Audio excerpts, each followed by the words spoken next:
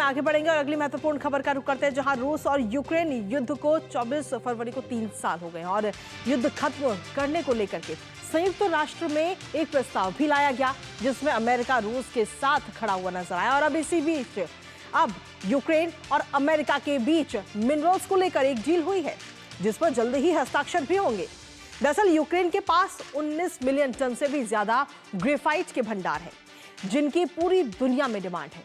और यूरोप के सभी लिथियम भंडारों की अगर हम बात करें तो उसका 1/3 हिस्सा भी अकेले यूक्रेन में है, जिससे बैटरियां बनती हैं। हालांकि इससे पहले ट्रंप ने $500 अरब के खनिज की डिमांड की थी, जिसे जेलेंस्की की तरफ से सीधे तौर पर नकार दिया गया था। फिलहाल अब इस डील पर हस्ताक्षर के बाद जेलेंस्की को रूस के साथ चल रहे युद्ध से राहत की उम्मीद है, लेकिन अभी तक डोनाल्ड ट्रंप ने यह साफ नहीं किया कि खनिज सौदे के बदले यूक्रेन को क्या मिलेगा। करेंगे इस पर बात अपने संवाददाता से, लेकिन उससे पहले आपको बताते हैं कि आखिर ये डील क्या है और इसके पीछे क्या है ट्रंप के इरादे।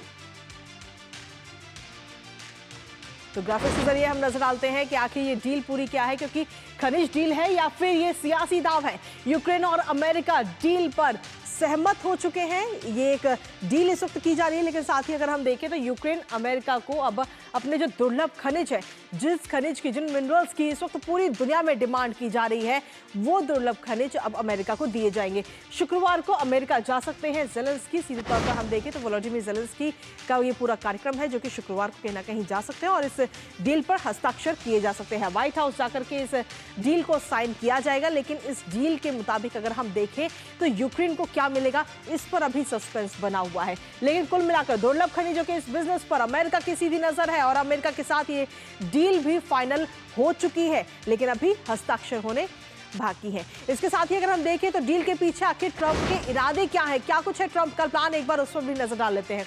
करीब 1 महीने से यूक्रेन पर ट्रंप लगातार अपनी नजर बनाए हुए हैं, इस भंडारण पर नजर बनाए हुए हैं। अमेरिका को यूक्रेन से ये दुर्लभ खनिज अब मिलने वाले हैं। हालांकि इसको लेकर के पहले भी डिमांड यूक्रेन से की जा चुकी है, लेकिन उस दौरान जेलेंस्की की तरफ से सीधे तौर पर नकार दिया गया था। बदले में यूक्रेन को अमेरिकी मदद कहीं ना कहीं मिल सकती है। जो ये खनिजों की जब हेल्प की जाएगी, यानी कि खनिज जब दिए जाएंगे अमेरिका को, तो उसके बदले में हेल्प जेलेंस्की को या यूं कहें कि यूक्रेन को मिल सकती है।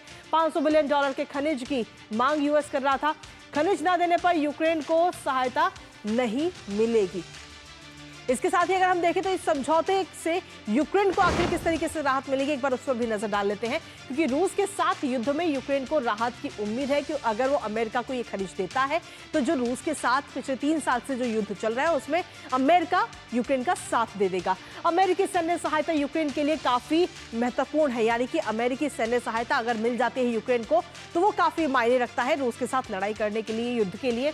आर्थिक सहयोग और सुरक्षा क्षेत्र में भी मदद की संभावना सीधे तौर पर यूक्रेन को है, या यूं कहे कि वोलोडिमिर जेलेंस्की को है।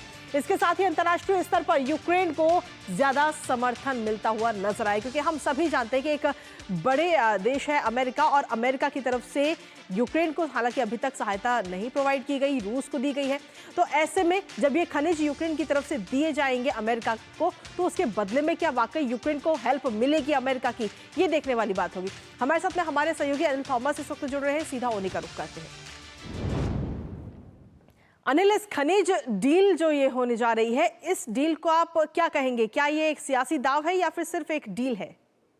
मैं कहूँगा सियासी दाव है, और इस सियासी दाव में अभी तो ये जो डील हुई है लगभग $1 ट्रिलियन की यहाँ बात हो रही है। जिस तरह के जो नेचुरल मिनरल्स वहाँ मौजूद है, जिसकी बात जेलेंस्की ने की थी, और यहाँ 350 बिलियन की डील की बात हो रही है, तो लगभग 1/3 डील की बात हो रही है। और ये नहीं भूलना होगा कि जेलेंस्की के सरकार के अंदर ही बहुत सारे लोग ये कहते हैं कि ये जो डील है ये मनगढ़ंत है, या फिर ये जो मिनरल्स की बात हो रही है ये मनगढ़ंत है। और अमेरिका, मैं कहूँगा इसके पहले भी अमेरिका धोखा खा चुका है। अगर अफगानिस्तान की बात करें, जब अफगानिस्तान में तैनात थे, अफगानिस्तान में लगभग बात की गई थी कि $1 ट्रिलियन का लिथियम वहाँ मौजूद है नेचुरल मिनरल्स के रूप में, और इसकी आज तक हमें खोज या फिर इसकी आज तक हमें कोई पुष्टि नहीं मिली है।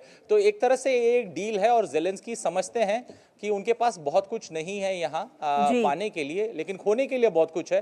तो एक बार फिर वो ट्रंप को डील पर वापस लेकर आए, और ट्रंप को वो एक तरह से दबाव डाल रहे हैं ट्रंप पर।